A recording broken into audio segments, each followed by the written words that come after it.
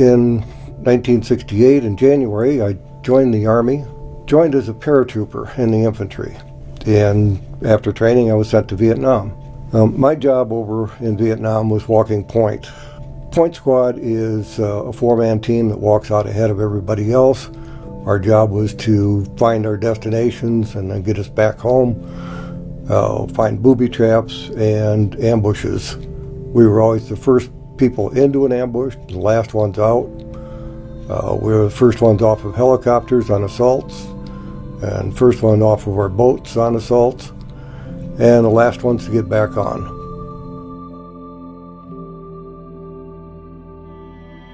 We had just gotten back to our base camp, which was Fire Support Base, which was right on the outskirts of Mito. Many of you might know Mito just by a famous photograph that was taken of a little girl running down the road after the city had been bombed with napalm, and the girl had been burned and all of her clothes were burned off. Well, that's where I was stationed. But that night, on September 21st, we got back from about a month out on patrol, and we were all very tired. And we got back, grabbed a quick meal, and were promptly put on guard duty on the perimeter. And after guard duty was over, we were allowed to go to sleep. And that was about 10 o'clock at night. And so about 10:30, I finally got to sleep. And then at 11, all heck broke loose. And we were mortared. And in about 15 minutes, we received 42 mortar rounds. We lost 42 men to wounds and another 5 that were killed. And I was one of the ones that were wounded. I was running to the perimeter when the mortar attack, or after the mortar attack started. I was wounded on my way out there. Caught some shrapnel in my back and my legs and in my hand, and it was all relatively minor. But I was dusted off on the last medevac helicopter, taken to a Navy hospital ship where I spent 2 weeks.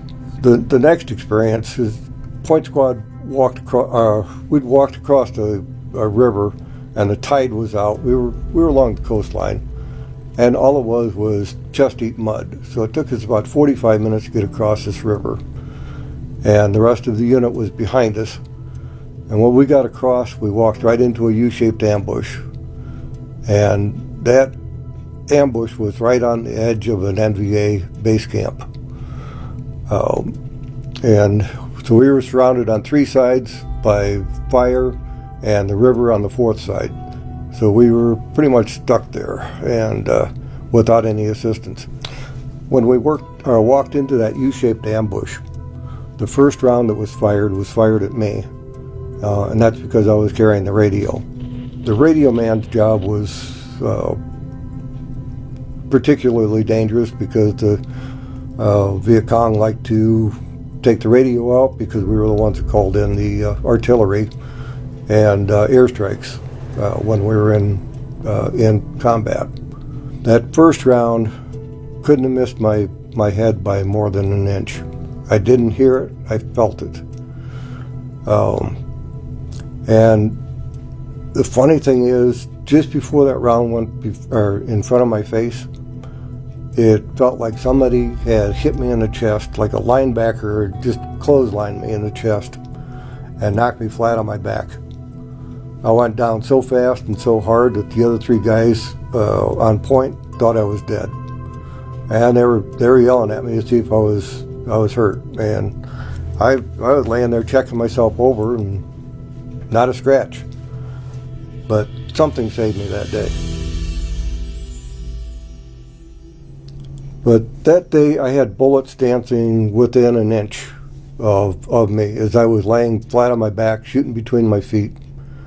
And that was my final wake-up call. I knew at that point that I was getting back to God.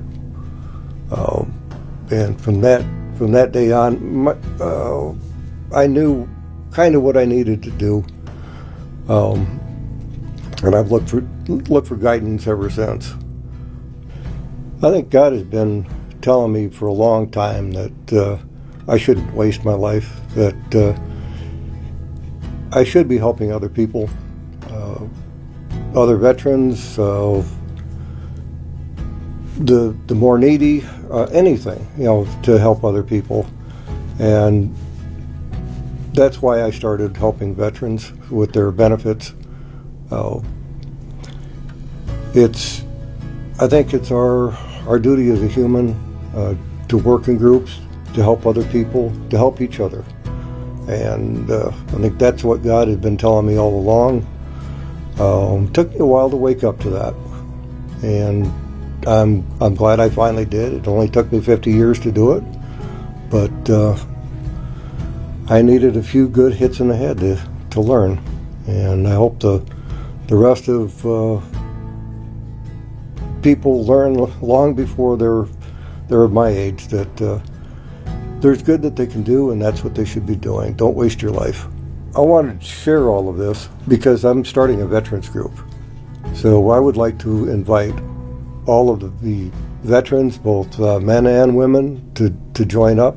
It's important for veterans to talk to other veterans. I think that's how we heal ourselves. We all suffer from survivor's guilt. When I got back, I couldn't sleep. I had nightmares. I drank a lot. And I think I still suffer from survivor's guilt. I mean, it's hard to lose your friends. And so this veterans group that I'm trying to start is just a safe place for us to get together, have some of the camaraderie that we used to have, and share our experiences if we'd like to in a safe place. We'd really like to get us together and see what we can do to help each other. And my name is Walt Anderson, and this is where my story meets his, and I'm glad it did.